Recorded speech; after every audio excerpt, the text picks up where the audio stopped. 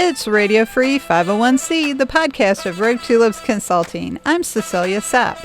Don't forget to subscribe. You don't want to miss any of our exciting episodes, like this one. I'm joined by my longtime friend, Barbara Armentrout, CAE, and we're going to talk about rebranding the Solopreneur Consultancy. And we do a lot of name dropping in this episode. Welcome to episode 219.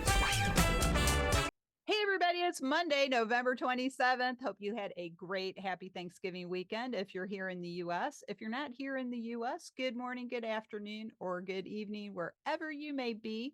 Thanks for joining us for this episode of Radio Free 501c, brought to you by Rogue Tulips Consulting. I'm Cecilia Sepp. I'm your host, and I am the principal and founder of Rogue Tulips Consulting. This week, I am so excited to welcome back my good friend, Barbara Armentrout, CAE, and she's going to be sharing with us her thoughts on rebranding the Solopreneur Consultancy. So, Barbara, welcome back. Would you like to say hello and tell us a little about yourself? Well, I'm happy to be here, and I am delighted to talk about this topic, something I've been spending a lot of time on lately. Yes, you have. Now, let's dive into that. So, first of all, we're both solopreneurs, and I often hear people say, "Well, I've never heard that word before." So, could you explain for our audience what a solopreneur is? Oh my, I've never looked it up. I mean, we are consultants, we are entrepreneurs, and we are do it ourselves. I mean, it doesn't mean I always work exclusively myself. I often partner with other folks, but one of my favorite things about a solopreneur is I'm the boss. I'm Me, also the entire staff, but I'm the boss. And yes, I like and that. me too, and that's what I like. I often make jokes about if I want to do something, I say, well, I know the person who owns this company, so I'll put in a good word Hmm. and change Well, something. and one of the things that was leading to my rebranding decision is I'm at a point where I don't have to follow every sales lead that comes my way. I don't have to pursue everything. I am gifting myself the opportunity to decide which clients I take on and which clients I may refer to someone else. See, and that's really, I think, when you get to this point in life that we are both at, of having that experience, having that knowledge, and having that confidence to make those choices. I think that's a lot of the thing early on, I guess, for lack of a better term, consultants don't feel comfortable with turning work away. And, Hmm. I think once you get to that point where you're refined and you know if something's going to be worth your time or not, that's really, and I think that's why consultants talk a lot about RFPs, for them or against them, but that's a And topic. and that's one reason I'm so grateful to you, Cecilia, for keeping the ASCE consultants community so vibrant and going, because it's helped me. I mean, it got reinstituted during lockdown. I'm Mhm, not calling it during pandemic because that's not over yet, but lockdown is over. right. But that's when I really got to know some of the names that I had heard and pair it with these skill sets and their core values as well as their skill sets. So I'm much more comfortable referring work to these other consultants now that I know them better as individuals. Well, So, and I think, and that's a great point. Thank you for sharing that, because our consultants community has been really frustrated for a few years. And don't get started on that. Yes. yeah, that's right. That's another thing. But what I wanted to say is we decided to just be positive and just say, you know what, if we're not getting what we need from the people we thought were going to give it to us, we're a whole community of consultants. We know how to do things. So let's just do it ourselves. And that's the great part about the collaborate system that I think a lot of ASAE members overlook is you can start your own community. You Hmm. can set up an event. You can do all kinds of stuff with it, and I think sharing the library, we can put stuff in the library and things like that. And bringing it back to our topic of rebranding the solopreneur consultancy, that's really very helpful for people like us Hmm. because we are solopreneurs, meaning we work alone and maybe we partner with other people, but we all have our own companies, we all have our own business plans, we all have our own, back end and things like that. So Hmm. When we're talking about branding, though, Barbara, you and I both know that brand is your reputation in the Mhm. marketplace and society and how people feel when they hear that brand or see that brand. So, can you tell us a little bit about what your brand was before and then how you evolved it and changed it to what it is now? Sure. And I'm going to go into a little bit of a backstory, so bear with me, but it does make sense in the long run. And what I was doing was I was repairing an accidental branding with a more intentional one. So that's what I was doing recently. But by keeping my accidental branding, I knew what I knew as a marketer, knew I was not embracing my personal brand. So how can I expect potential clients when and I want to start with a shout out to Alexis Redmond, who started my thought process last year with a great webinar she had on personal branding. She helped me along on the thought process for my rebranding decision because my personal brand and my solopreneur brand are so intertwined. My company name until recently has been Mesa Group, but starting September 2023, my consulting company is now BJA Solutions for Associations. I want to crank up Mr. Peabody's Wayback Machine for the few of us who will get that reference because Rocky and Bullwinkle has always been a favorite of mine. Love Rocky and Bullwinkle. Well, so you may remember his Wayback Machine. Yes. Unlike many in our association community, I actually made a conscious decision back in 2005 to shift gears from marketing in the publishing world to embracing the association world. When I was in publishing, I had relied upon association members as a reliable way to connect with passionate people who were interested in advancing their knowledge and careers, and they were great for product sales. It was wonderful. I also thought it would look like an intriguing place to work. I was gifted with this amazing opportunity where I was serving on the board of my professional society, and I suddenly was able to take the helm as the executive director. Opportunity I fully appreciated and fully understood that I didn't know exactly what I was going into, but I was very willing to give it my best. So suddenly, instead of hearing about AMSs, I was literally hands-on with one that had been installed 5 years earlier with zero updates to the software. As a marketer, I'm all about the data. I immediately called up the AMS provider and said, and they said, well, Barbara, it hasn't been updated since it was installed. So one of the first things that I learned when I came onto the association world, got to keep up with the tech.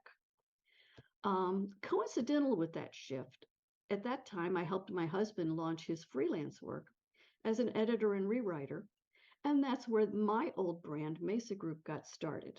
My husband, Mike Schwartz, is primarily a fiction writer, and Mesa is a nod to one of his enduring comic characters who's named Mesa Table.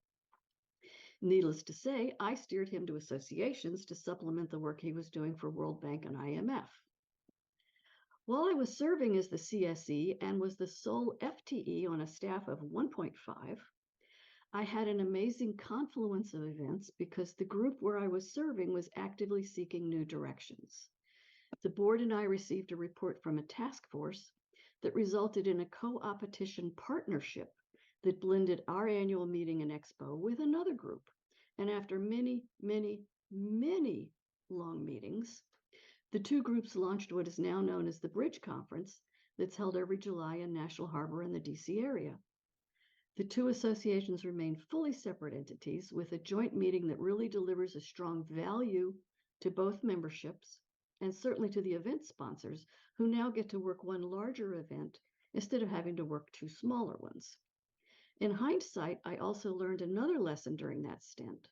I acknowledged my shortcomings in the association world and did earn my CAE in 2015, as Cecilia, my study buddy, knows.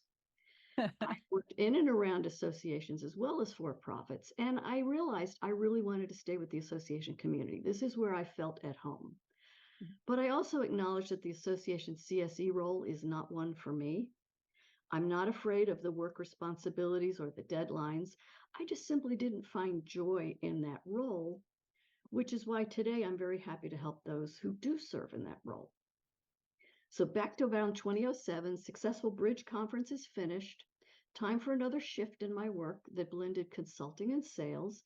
I was with Marketing General, and I was heading up the team that did non-dues revenue work at Marketing General. When I came on board, our in-house team was handling about 65 association clients. I was Wow. able to increase that to more than 100. The main focus for my team was helping associations earn royalties from list rentals. Remember back when there were list rentals? I remember. Yes. And there was another small team that was selling advertising in client magazines and newsletters, gradually getting advertisers to advertise online. One of my favorite tasks was at the end of every month when all of my MGI clients were sending out billings, I was mailing out royalty checks. I Yeah. loved that. It was nice.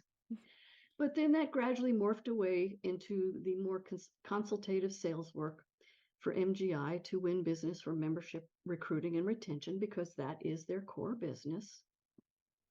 Now, during those same years, I have a lot of overlapping in my back. I was part of a team that was planning and hosting what used to be the Alexandria Brown Bag lunches, hosted at MGI, of course, Mhm. as well as helping with the Reston and Loudon idea swaps, all in the Northern Virginia area just outside DC. And I'm delighted that the community spirit has kept those groups going. Alexandria Brown Bag is now rebranded as Association Insights in Old Town under new leadership, and the Reston and Loudon swaps have merged into one. I still love those sessions and I attend remotely whenever I can. But earning my CAE in 2015 was perfect timing because for the last few years, I'd been scattered doing a lot of things. I was traveling a lot, and I was doing many presentations at client annual meetings and expos. I had some family events that made me revisit some of my priorities and what my future was going to hold. I was recruited around then to go to the National Court Reporters Association to help craft a non-due strategy for them that brought all of their outsourced work back in-house and make the sponsor relationships a little more sustainable, a little less transactional, which was music to my ears. And this was all done with my huge team of me and one very capable assistant who was a whiz with Excel and Dropbox. Thank you. And in less than 2 years, we exceeded not only the revenue goal that was set for us, but my stretch revenue goal. We were well on our way to earning the association even greater sums and stronger sponsor relationships. While I was at NCRA, I had proven my ability to work from home very successfully, and I was scheduled to relocate with their blessing from my hometown of DC to Southern Florida. And to be honest, I think all of my cubicle mates were voting very much in favor of let's get Barbara and her constant phone conversations away from the cubicle farm. And I was excited and getting ready to schedule some meetings because coincidentally, several of the top supporters of the association happened to be in South Florida. So it's like, I'm going to get to do face-to-face visits with them. Hooray, hooray, hooray. But as often happens in the association world, a new executive director brought her own Barbara with her from her former association. Mhm. And suddenly I was faced with a choice of unemployment or returning to consulting. Hmm. I chose consulting for several reasons. One of the ones we were talking about a moment ago, which is I like to be my own boss. But I also found that I really enjoy the balance of having multiple different clients, multiple different sets of challenges and problems to solve all at the same time. So I can use different corners of my crazy little brain working with different clients.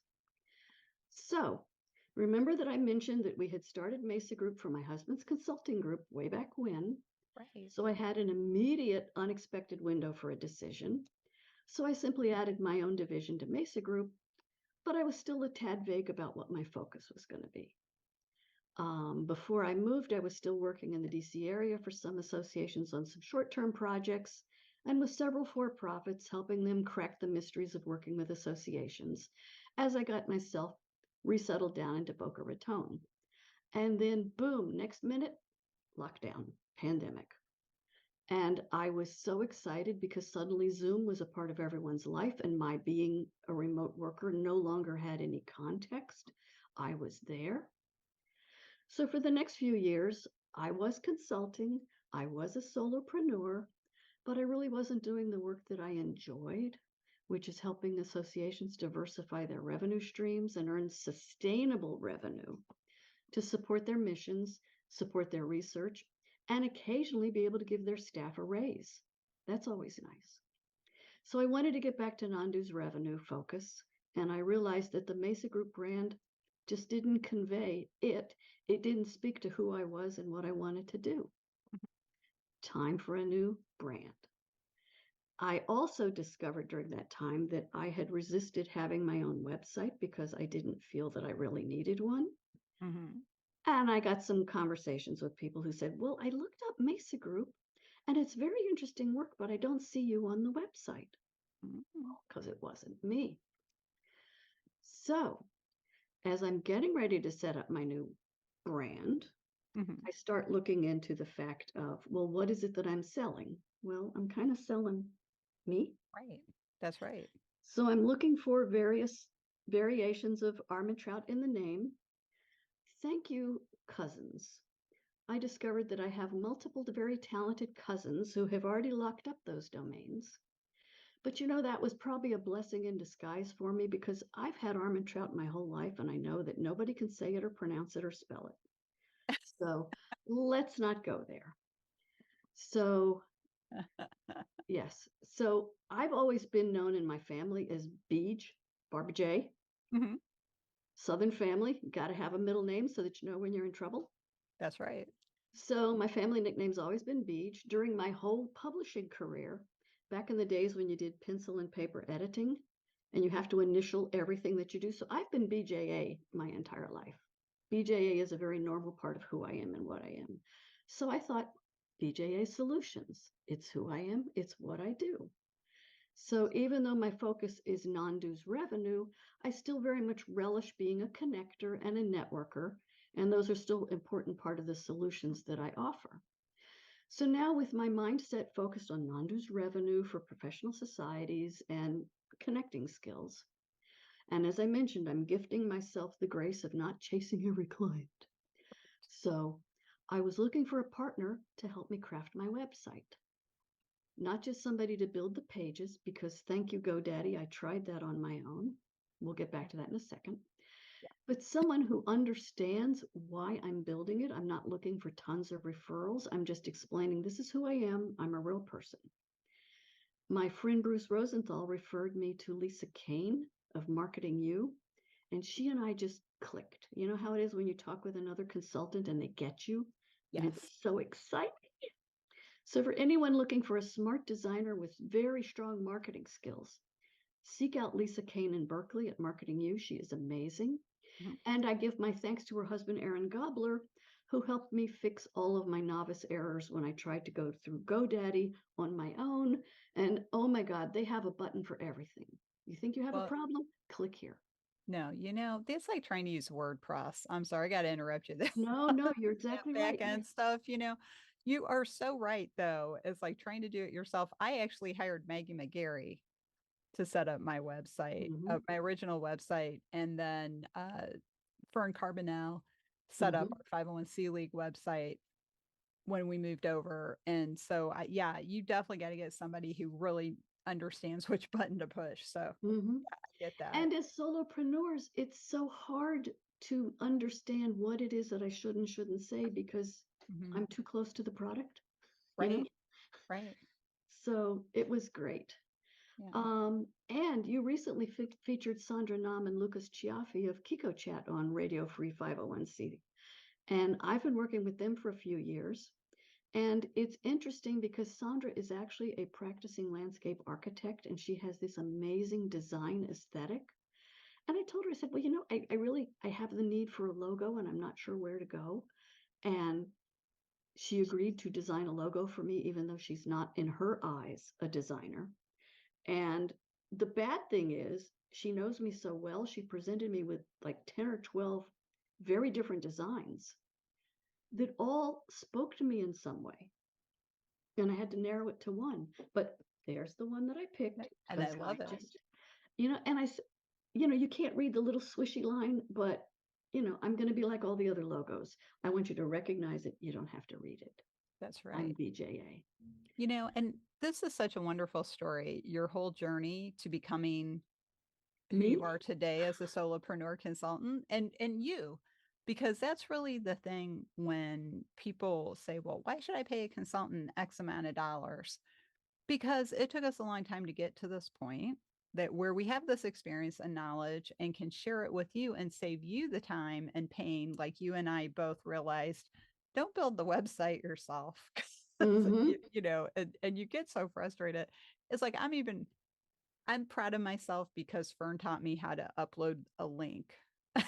So like I can upload a link, so totally get that. But yeah, being the solopreneurs, really I agree with you. It's knowing when to say when, knowing when you need to talk to somebody. Mm-hmm. And like I'm working on a marketing refresh of my own, not changing the company name or anything, but just a refresh and a more focused presentation of my company. And so I reached out to Lisa Clayton, Oh, who's one of the most experienced, most knowledgeable marketers in he's our great. profession. And she happens to be in between opportunities, as we say. I'm like, Lisa, I want to hire you now while Oh, you you have got a time. good one. She's good. She used to do BOMA's marketing for a lot of their events. And Mm-hmm. she really knows her stuff. Like we've had a couple meetings, and I'm really pleased with her direction. And So I like yeah, how she is gently firm. yes, yes, she Yeah. is gently firm. I like that. She'll be like, Mm-hmm. well, you shouldn't. She's like, I love this is Lisa Clayton example of what Barbara was just saying. You know, you have some wonderful content on your website, but it's just a lot of text.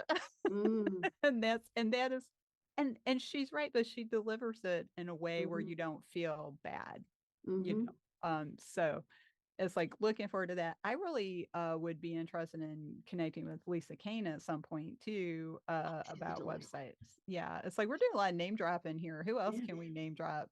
Well, and I wanted to mention one thing that we as solopreneurs need to keep in mind. This was a lesson back in my publishing days when I was working with the legal community, and there were conversations about how much do lawyers charge for things, Mhm. and one of them was very straight and flat out about it, which is why should I charge this number of dollars to, let's say, write a will? It only took you 15 minutes to do it. How dare you charge me this money? And he said, no, it took me 35 years to be able to do it in 15 minutes. Of course, and that was before AI and all of this other stuff has taken off. But we have spent so much time in learning, crafting, and I still value curiosity as one of my favorite things. The thing that is good and bad is I find everything interesting. Mhm. I rarely allow myself to get bored, because if I'm bored, it's because I'm not opening my mind to whatever it is I'm being exposed to. But boy, do I go down a lot of rabbit holes that way. Yeah, I know what you mean because I'm the same way. I love checking out new things. I'll spend hours reading about a topic and then look up and go, it's 4 o'clock already. Mm-hmm, I'm the same way. And I love, I have talked before about our love of nonfiction and mm-hmm, documentaries and things like that. And so, yeah, I just think it's very hard for me to get bored because my mind is full of a lot of stuff. mm-hmm. So it's like if I'm sitting there waiting for an appointment or in the dentist chair like I was a few months ago getting my annual cleaning, I'm not bored because I'm just thinking about something else, But Mm-hmm, but that's really the fun and the joy of being a solopreneur is you can, try new things. Like people will call us sometimes mm-hmm, because we're very smart, we're very experienced people. So they'll call up and say, do you do this? Yeah, I do that. mm-hmm, and then and then you figure out the best way to do that. It may be something you haven't formally done before, mm-hmm. but then you're able to do it. Oh, am I telling too many consultant secrets? Sorry. It's like we sometimes don't take a shower till 5 o'clock in the evening because we're working. That's so we can feel refreshed and get a good night's sleep. That's right. So we can get up and do it again Yes. tomorrow. No, that's right. Well, and I'll confess, and this, this is going public, but I do have more than one rate schedule that I Mhm. set for my services. Interesting. And it's not, some of it is that I am willing to gift certain things to certain situations. Hmm. And then other times it's like, no, you're gonna make me earn every penny that I get, so you're gonna pay me a few pennies. Oh, good. And but I'm willing to adjust it. I have a scalable schedule. How is that? Yeah. And for ones where it's more hands-on work, yeah, that's going to be compensated. Right. But and what I really get the joy out of doing with the non-dues work and actually with consulting overall is value is another one of my favorite words. Yeah. I was actually starting with some physical therapy yesterday. So of course, one of my first questions for the person who is making my knees supposedly feel better by making them hurt right now is, are you a member of APTA? I mean, come on. Are you a member of your organization? I was glad that he'd heard of it, but he's not currently a member of it. Mm-hmm. Well, why not? So he's explaining, and I said, oh, well, it's because you're not finding value in it. Well, because he was asking, well, what is it that you do, Barbara? So I Mm-hmm. said, well, I try to help associations find ways to provide the value for their members so that you don't really consider what the cost is. Yeah. Because when there is value, I'll always find a way to cover the cost for something. So I enjoy helping associations find ways to deliver value. And often that is coming in through non-dues revenue. Yeah. That's true. That's interesting. I just finished up my physical therapy Oh, for my back, and my physical therapist, Henry, I never asked him that, but oh, it turns out we bonded over superheroes. So we would spend most of my visits talking about, backstories of superheroes and things mhm. like that. And he got me hooked on that TV series Arrow Oh, that used to be on the CW. Yeah, so I've been watching that, and it's like, okay, anyway. But yeah, I oh, guess it could. I'm unquenchable when I have medical visits, when I have everything. I'm always looking to see which associations they belong to. Wow. My nurse practitioner has her board certified pin on her collar. Yeah, yeah, yeah. I just love see the associations at work. I do too, but I guess I take a little different approach in my mind when it comes to my personal health. I'm like, I'm here for my personal health, not work. Mhm. So it's like, Well, it may come but from all my years at MGI and selling memberships. It's like, you know, you're not a member. but it does come up. I'm not saying it doesn't come up, but I don't usually make a point of it. But Henry does listen to my podcast now. So hi, Henry. Yeah. but because we were talking about that. But I do have to say though, Barbara, I am the same way. If I see that I have to make a choice, like for example, we decided a few years ago to move our dogs to a different animal hospital. And so we wanted one closer to the house. And so I was looking around, narrowed it down to a couple, and I chose the Kindness Animal Hospital in Wheaton, Maryland, because they are certified by AHAA, which is the American But Animal what is that in Hospital. their branding speaking to you? So I'm It's sorry. telling you, their branding is telling you that they are serious about this, that this is Yes, not just something that they're doing. They're serious in their career and their profession. that's right. And I asked them about it before I decided. I actually went to the animal hospital and asked questions. And I Hmm. said, I see you're AAHA certified or accredited, I should say accredited. Hmm. So is that because you do surgery here? And they said, yes, it is. We do surgery. So that's why we're accredited. And I know that AHA has, a very strong accreditation program. And so that's why I went with them, because the other animal hospitals did not have any accreditations that they promoted or Hmm. associations. So I do actually, when I'm making kind of consumer choices. So you do it for your doggies and not for yourself. Okay. No, I do. No, no. What I mean is when I'm talking to my physical therapist, I'm not asking him, so do you belong to APTA? But no, I actually, my former rheumatologist, he was a very active member of the American College of Rheumatology. And so his practice Out of is, Atlanta. Yeah. he's retired now, and I'm now working with a different rheumatologist who's also wonderful. And that's Arthritis and Rheumatism Associates, folks, since we're doing all these name dropping ads. But yes, they are definitely. So I check for myself too, but I mean, I already knew that they're belonging to what they need to belong to, I guess. Because Hmm. no, I definitely take that seriously and look at that. And I think it's important too. I will encourage people to do it, you know, join the group if it comes up. My physical therapist and I were so deep into the backstory of Black Canary and where she came from and the alternate Earth and everything. I guess that's really, and also he was like you, my back was hurting a little worse because of the physical therapy, but it's getting better. Um, and after Thanksgiving, I promise I'll start doing my exercises again. But Can't ruin pumpkin pie with burpees. No. oh my gosh, I know it's just not going to work. But no, I really do. So physical therapy does work, folks. A little PSA here.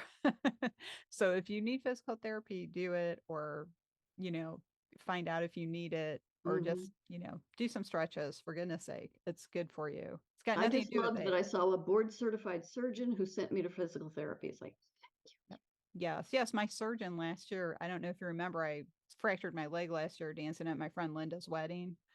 And the orthopedist I went to, yeah, board certified orthopedist. So but I was glad he didn't want to take out the scalpel. He wanted me to do physical therapy. Yeah, yeah, yeah. it's usually best. Yeah. And that's what I like about the place I go to for my Mhm, knees because they're treating my back right now, but I've mhm. been there for my shoulder and my knees because Boy, this branding has really taken a different rabbit hole, yeah, hasn't it? it really has. But because we're talking about branding, But it's all branding, yes. it's all branding, right? And it's like, yes, we're rebranding.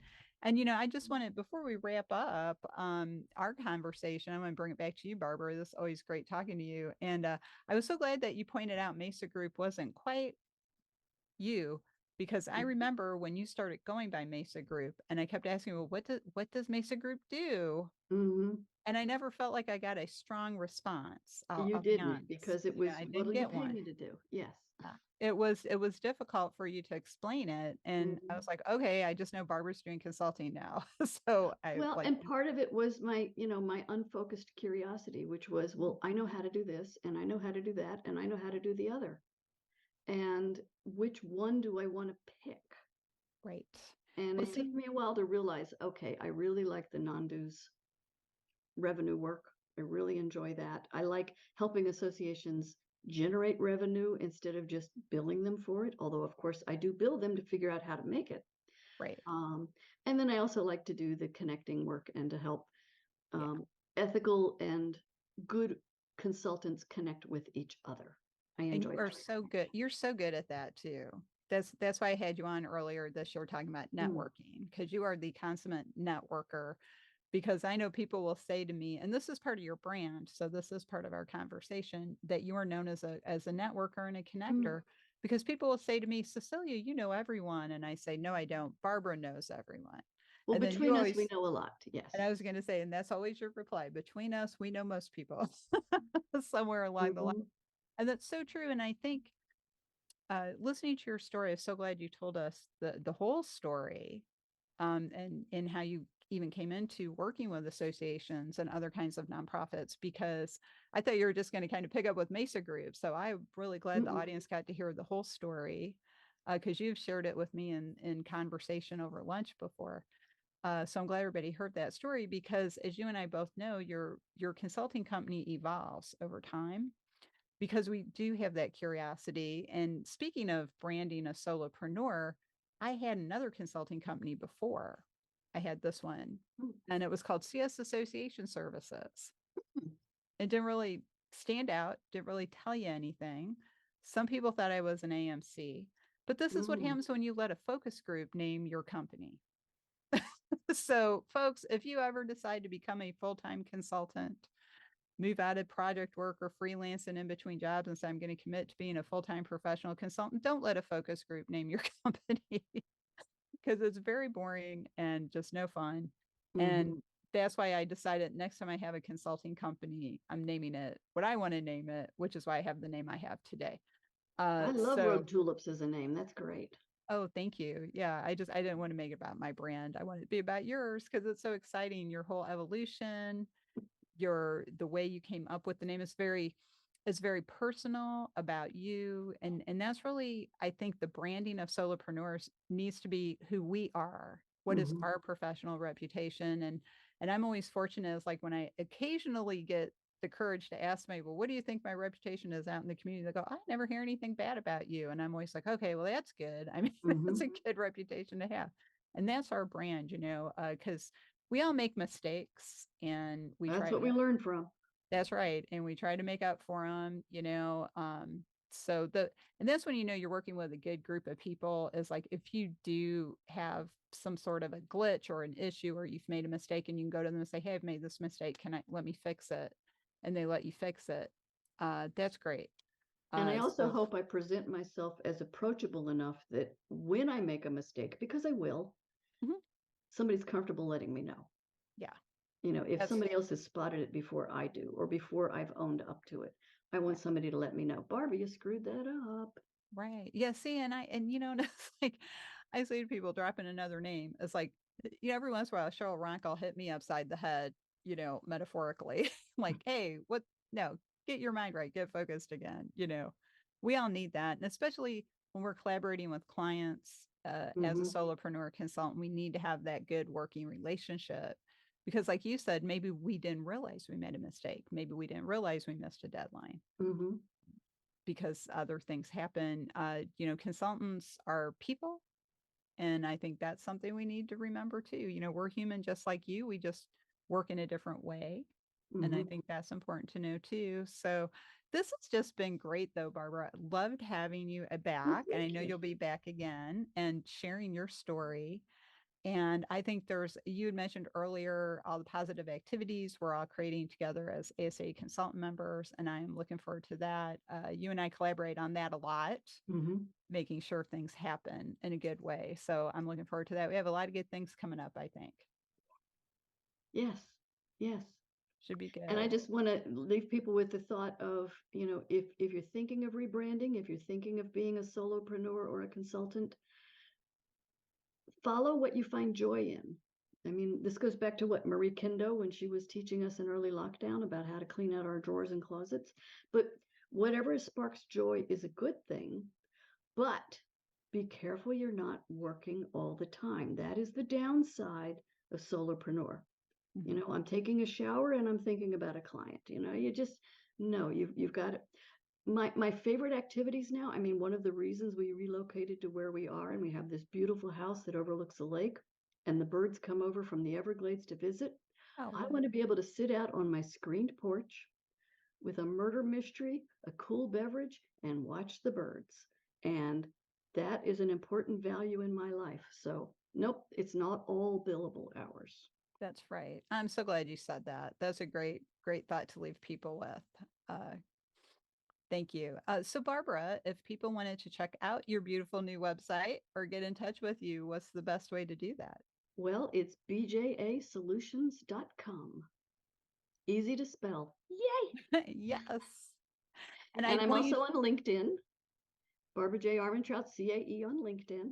Yay.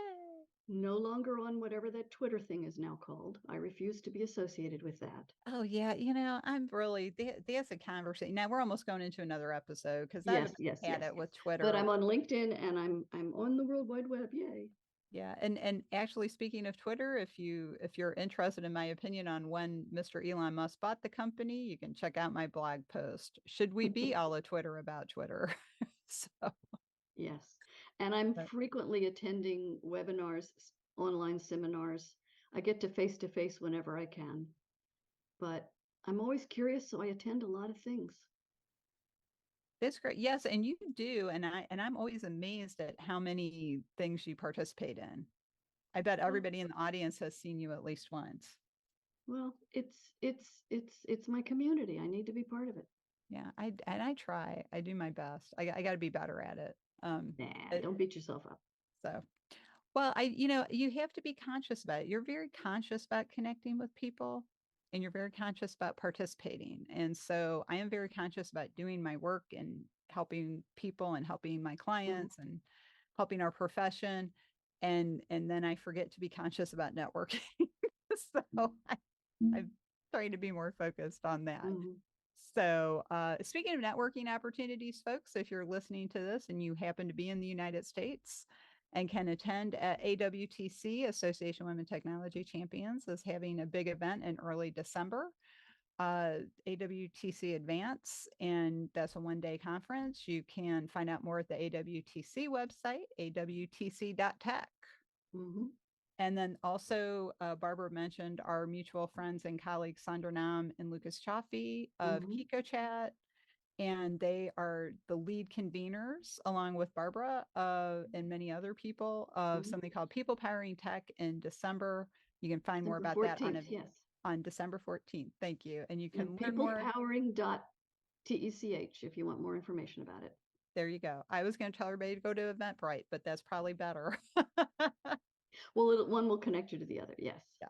So Yes. that's great. All right. So, well, thank you again, Barbara, for joining me, and I look forward to having Thank you you. back.